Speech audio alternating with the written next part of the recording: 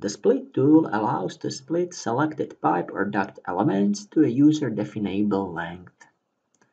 It is possible to select all such elements in one go, and the algorithm automatically filters straight segments and split them. In this dialog box, you can preset different split lengths for rectangular and round ducts and for pipes. The tool automatically inserts union between new created ducts or pipes. I have set split the round ducts after 3 meters, so if I dimension it, you can see it is this distance. For rectangular types, I've set 1500. This split method can be modified. Here when I draw some straight duct, I can choose whether the split start.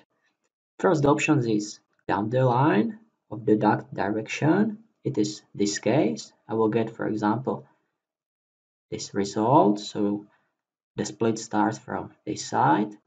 Or I can set splits upstream, which can be shown in this example. So the splits will start from here. Get Studio Revit Tools, Split.